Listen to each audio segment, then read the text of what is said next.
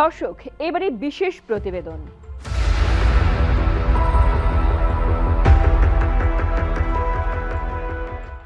বাণিজ্যিক আদালতে দায়েরকৃত মামলার চূড়ান্ত শুনানি 90 দিনের মধ্যে শেষ করা, মামলা দায়ের ও রায়ের পূর্বে মধ্যস্থতা, মামলা নিষ্পত্তিতে বিলম্বের জন্য দায়ী পক্ষের ওপর ব্যয় আরোপের বিধান রেখে জারি করা হয়েছে বাণিজ্যিক আদালত অধ্যাদেশ।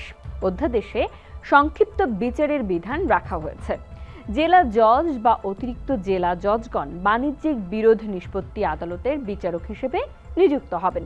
তবে বাণিজ্যিক আইনের ওপর উচ্চশিক্ষা গ্রহণ বা বাণিজ্যিক বিরোধের ওপর অভিজ্ঞতা ও প্রশিক্ষণ রয়েছে এমন বিচারকরা অগ্রাধিকার পাবেন। নতুন বছরের প্রথম দিনেই রাষ্ট্রপতির অনুমোদনের পর অধ্যাদেশ সংক্রান্ত গেজেট জারি করেছে আইন, বিচার ও সংসদ বিষয়ক মন্ত্রণালয়। আইনজ্ঞরা বলছেন, এই ধরনের বিশেষায়িত আদালত গঠন একটি শুভ উদ্যোগ। এতে দ্রুত নিষ্পত্তি হবে বাণিজ্য সম্পর্কিত মামলাগুলো, গতিশীল করবে ব্যবসা বাণিজ্য ও বিনিয়োগের পরিবেশকে। সারা দেশে বিশেষায়িত বাণিজ্যিক আদালত প্রতিষ্ঠার লক্ষ্যে গত সেপ্টেম্বর মাসে সুপ্রিম কোর্ট থেকে অন্তর্বর্তী সরকারের কাছে প্রস্তাব প্রেরণ করা হয়। এতে বলা হয়, দেশের বাণিজ্যিক বিরোধসমূহ দ্রুত ও কার্যকরভাবে নিষ্পত্তির মাধ্যমে বিনিয়োগ পরিবেশকে আরও গতিশীল ও স্বচ্ছ করে তুলতে এই উদ্যোগ গ্রহণ করা দরকার। এর মাধ্যমে দেশীয় ও বিদেশি বিনিয়োগকারীদের আস্থা বৃদ্ধি পাবে এবং সামগ্রিকভাবে দেশের অর্থনৈতিক প্রবৃদ্ধি ত্বরান্বিত হবে। সুপ্রিম কোর্টের প্রস্তাব বিবেচনায় নিয়ে বিনিয়োগ বৃদ্ধি ও দেশের অর্থনৈতিক উন্নয়ন গতিশীল করার জন্য বাণিজ্যিক বিরোধসমূহ দ্রুত ও কার্যকরভাবে নিষ্পত্তির লক্ষ্যে বাণিজ্যিক আদালত অধ্যাদেশ জারি করা হলো।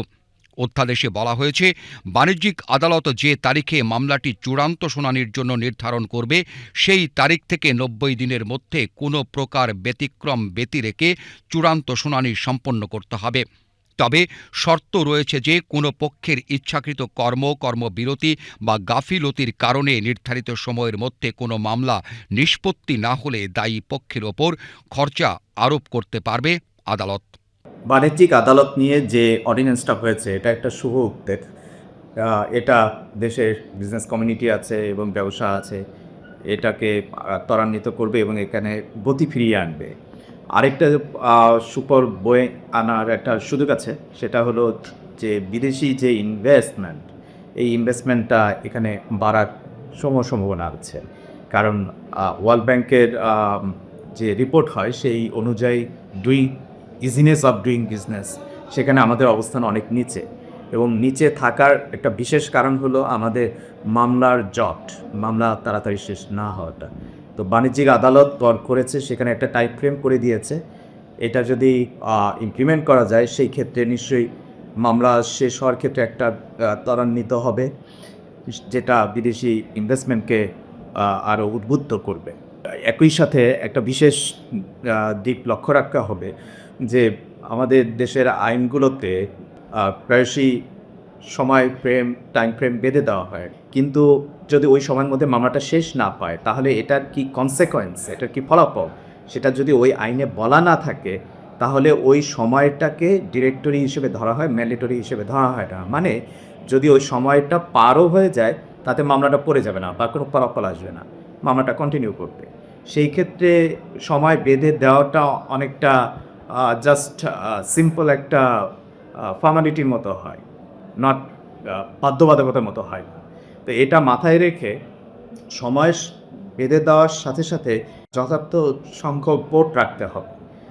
যদি কোর্টের সংখ্যা কম হয়, মামলার সংখ্যা বেশি থাকে, তাহলে একজন জাজ সাহেব যতই চেষ্টা করুক, সে হয়তো 90 দিনের মধ্যে মামলাটা শেষ করতে পারবে।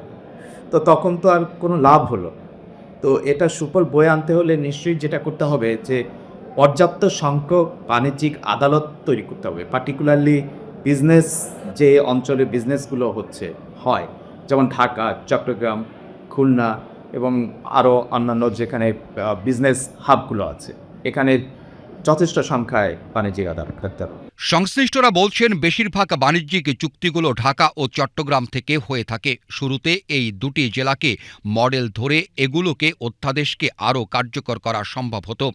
বিশেষায়িত বাণিজ্যিক আদালতটা হয়েছে সম্প্রতি, এটা অন্তর্বর্তীকালীন সরকার এটার অনুমোদন দিয়েছে এবং এটা রাষ্ট্রপতির সম্মতিও পেয়েছে, এটা গেজেট আকারে প্রকাশিত হয়েছে।